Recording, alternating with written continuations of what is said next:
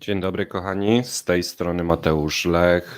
Witam Was w porannym poniedziałkowym cepie, czyli codziennym ekonomicznym przeglądzie. Zaczynamy kolejny tydzień i ci, którzy są spostrzegawczy, zauważyli, że jestem sam. Pawła dziś nie będzie, nie wiem czy będzie jutro, bo jest na wczasach i staramy się tam dograć jakiś internecik. Czy uda się na tyle mocny znaleźć, żeby mógł być na live'ach, to się okaże. Natomiast dajcie łapki w górę, komentarz, niech wie, że kanał ma się w porządku i że oglądacie. Może być, że będę mniej wrzucał waszych komentarzy ze względu na to, że muszę wszystko oporządzić, ale jakoś sobie chyba poradzimy, nie? Przejdźmy do pierwszych informacji. A może powiem wam co dzisiaj. Kazachstan utrudnia życie Rosjanom, Rosjanie utrudniają życie matkom, przedsiębiorcy rosyjscy będą utrudniać życie klientom rosyjskim, Ukraina utrudni życie Rosjanom i krajom, które pobierają gaz od Rosji. Kosmos nie sprzyja Rosjanom. Będziemy też wspominać o staromodnym polowaniu na Żydów. No i na koniec coś pozytywnego, czyli gdzie Rosja zarobi, bo nie zawsze jest tak, że im się coś nie udaje. No i przejdźmy do pierwszego tematu. Kazachstan znów utrudnia życie Rosjanom. Co jakiś czas mamy jakieś ciekawe informacje z Kazachstanu. Tym razem chyba bardziej uderzenie w samych Rosjan niż we władze w Moskwie. Kazachstan planuje wprowadzić zakaz masowego otrzymywania kart bankowych przez obywateli Rosji. Wprowadzenie takiego ograniczenia prawdopodobnie będzie wymagać od Rosjan uzyskania zezwolenia na pobyt w Kazachstanie w celu otwarcia rachunku bankowego. Narodowy Bank Kazachstanu pracuje nad stosownymi zmianami legislacyjnymi. Oficjalnym celem tych zmian jest minimalizacja ryzyka związanego z nielegalnymi działaniami, takimi jak handel narkotykami i hazard. Natomiast nieoficjalnie mowa jest oczywiście o zatrzymaniu tak zwanej turystyki kartowej, gdzie Rosjanie masowo przyjeżdżają do Kazachstanu celem założenia konta i wyrobieniem sobie karty płatniczej. Planuje się, że wydawanie kart bankowych będzie możliwe tylko osobiście i tylko na podstawie dokumentów potwierdzających legalny pobyt w Kazachstanie. I teraz tak, planuje się, właściwie dyskutuje się nad wprowadzeniem tych zmian w pierwszych tygodniach listopada i wtedy parlament kazachstański przyjmie takie przepisy i gdy one będą już ostatecznie określone, na jakich zasadach to będzie działało, no to powiemy wam, jak to dokładnie będzie wyglądać. I tu mam dla was taką ciekawostkę. Banki w Kazachstanie w ciągu 2 miesięcy, tylko 2 miesięcy, czerwca i lipca 2022 roku, wydały aż 50% rocznego wolumenu kart bankowych w związku właśnie z turystyką kartową. Więc jest to coś, co no, można powiedzieć, ten ruch był potężny. I temat dotyczy nie tylko Kazachstanu. Wszystkie kraje ościenne zaliczyły gwałtowny wzrost takiego procesu od zeszłego roku. Dlaczego to robią? No wiecie, takie rzeczy jak Netflix, Spotify, Microsoft Office, wszystko wymaga kart Visa lub Mastercard, od których Rosjanie są odcięci. Zobaczymy, no a można je wyrobić na przykład w Kazachstanie. Zobaczymy, jak będzie wyglądał proces zmian przepisu, czy utnie to proces wyrobu nowych kart tylko, czy może zaczną weryfikować te, które były założone od początku wojny. Więc tu wydaje się, że będzie bardzo ciekawie. Natomiast to jest uderzenie bardziej w Rosjan niż w rząd rosyjski, bo rządowi rosyjskiemu może to będzie nawet na rękę. Słuchajcie, jak mnie słychać? Czy wszystko jest ok? Jeżeli tak, to w porządku. Co z kursami? Kursy przygotowywał Paweł. Jeżeli będę miał czas, to będę też je przygotowywał, natomiast to jest domena Pawła, tak samo pogoda. On jest pogodynką i walutowcem w tym układzie, więc najwyżej 2-3 dni wytrzymacie bez tego, nie? Więc myślę, nie będzie tak źle.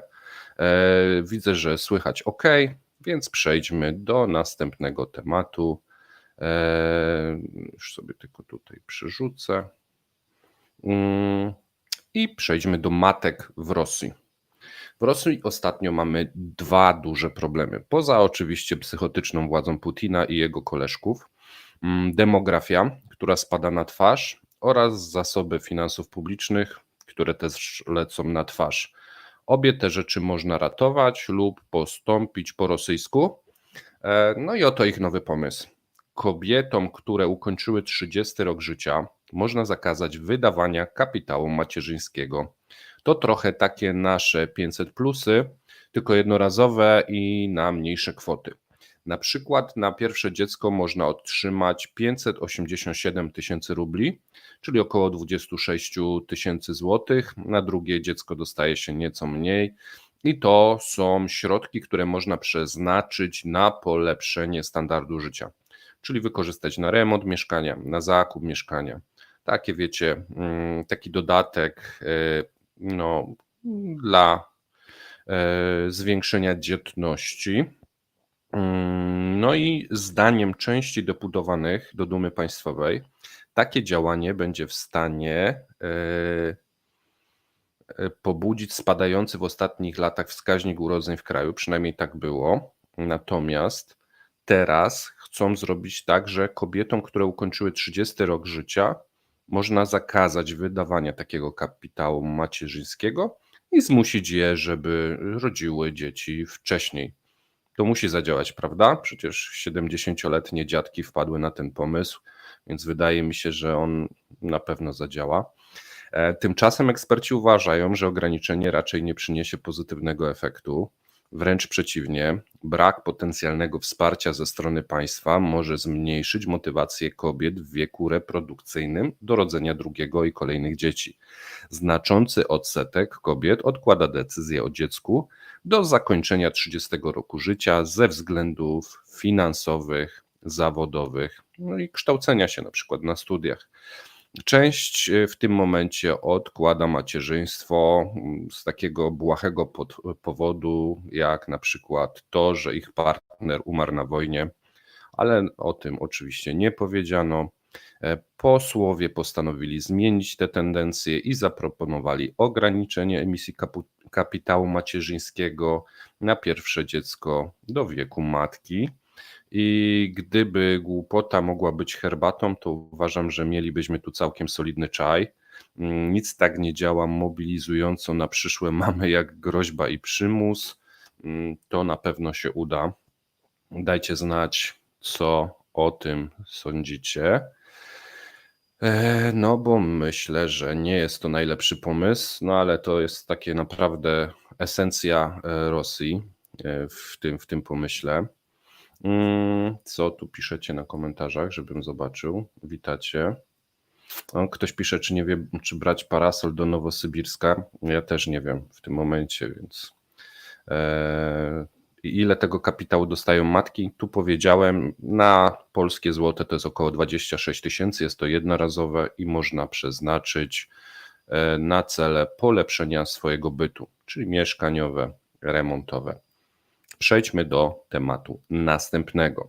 Jak działa import równoległy? Omijamy sankcje, kupując na przykład, i tu będziemy dzisiaj opowiadać o olejach silnikowych. Kupujemy olej silnikowy na przykład w Turcji, potem przewozimy go do Rosji i tadam, mamy olej silnikowy na rynku rosyjskim, gdyż sankcje na ten towar są i takie marki jak Castrol, Shell czy Total nie są dostępne w oficjalnej dystrybucji, a dzięki omijaniu tego poprzez import równoległy mamy te oleje w Rosji. I wszystko jest fajnie, natomiast jest pewien szczegół. Jeśli mamy oficjalną dystrybucję, to jedzie tam oryginalny i przebadany produkt, Ktoś po drodze to kontroluje, sprzedawane jest w centrach handlowych czy u oficjalnych dystrybutorów i nic złego się nie dzieje. Natomiast w sytuacji importu równoległego tracimy element kontroli. Wystarczy, aby ktoś sprytny zaczął produkować podobne butelki i co mamy? No i słuchajcie, udział podrabianego oleju samochodowego na rynku rosyjskim może sięgać do 50%. Podróbki można kupić zarówno w internecie, jak i w zwykłych sklepach i tylko profesjonalista potrafi odróżnić podróbkę od oryginału.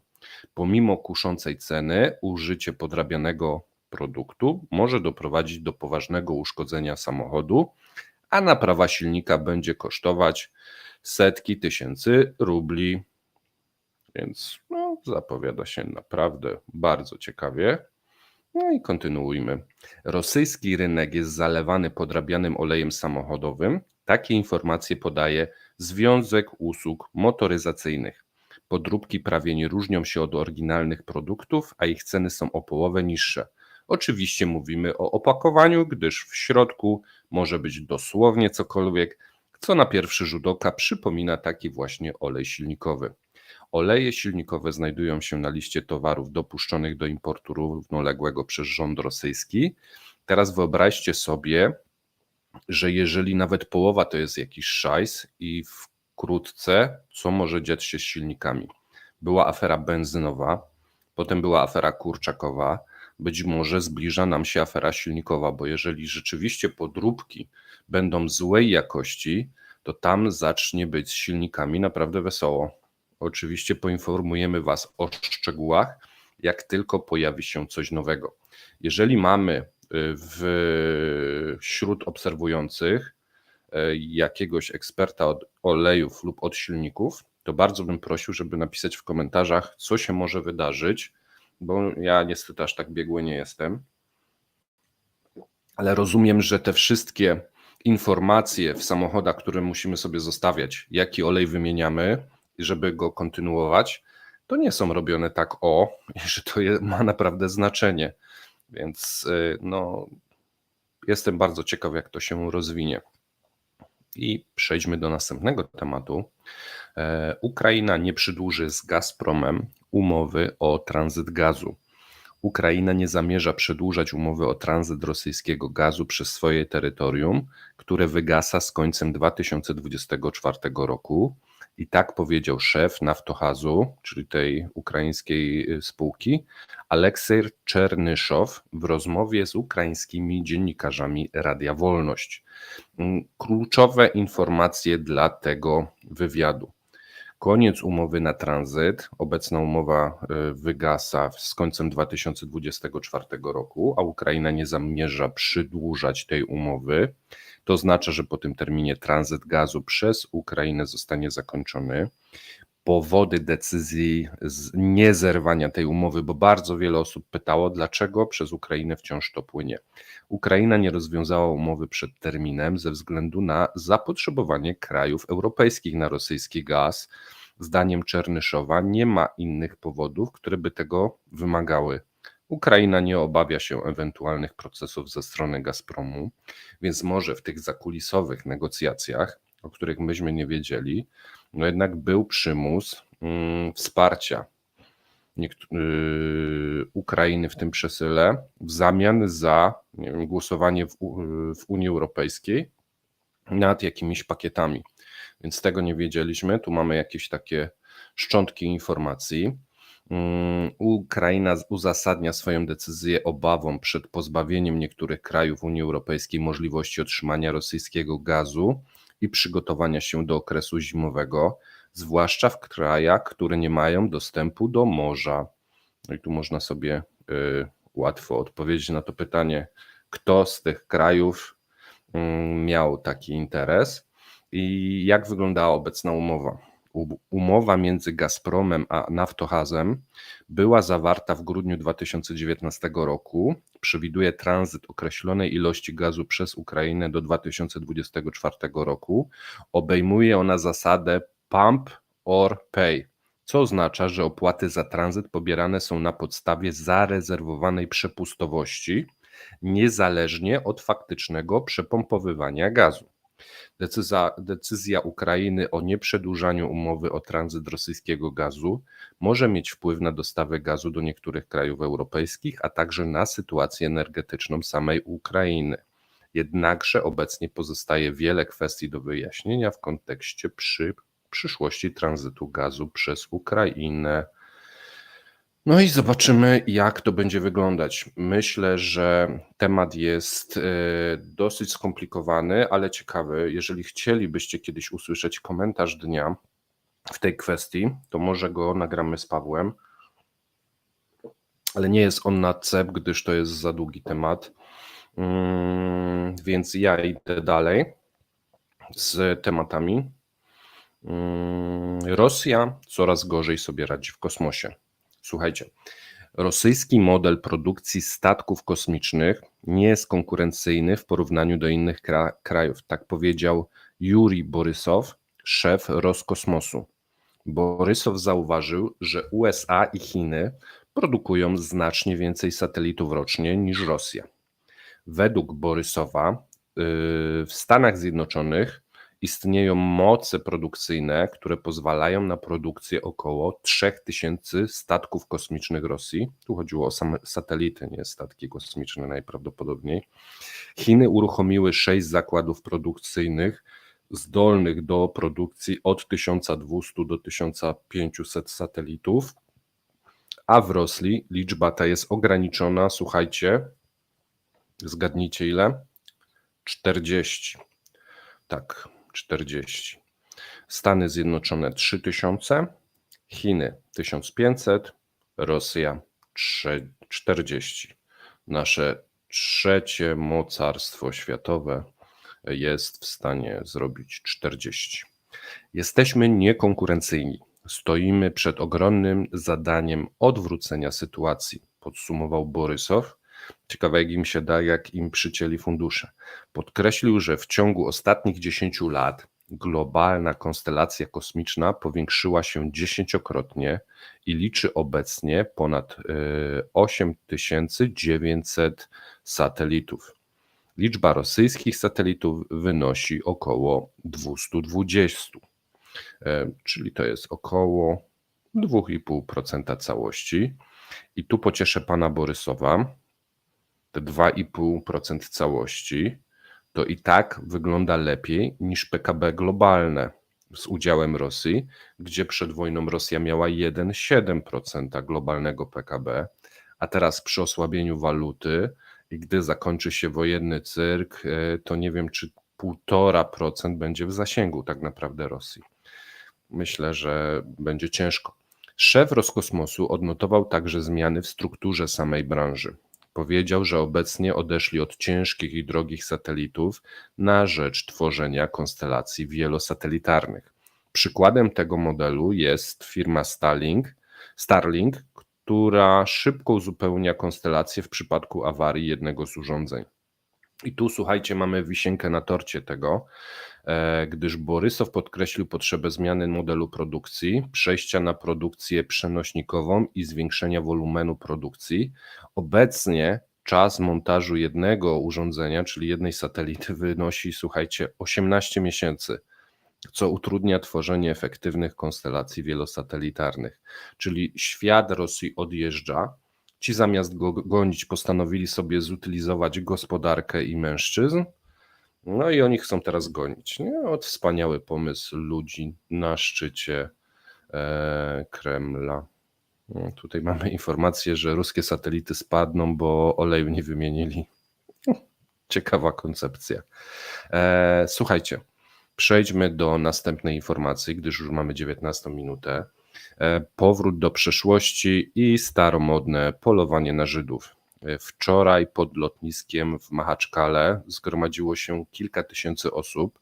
Sprzeciwili się lądowaniu samolotu z Tel Awiwu. Część protestujących wdarła się na lotnisko, paraliżując jego pracę, łapiąc przylatujących i chcąc wyłowić wśród nich Żydów.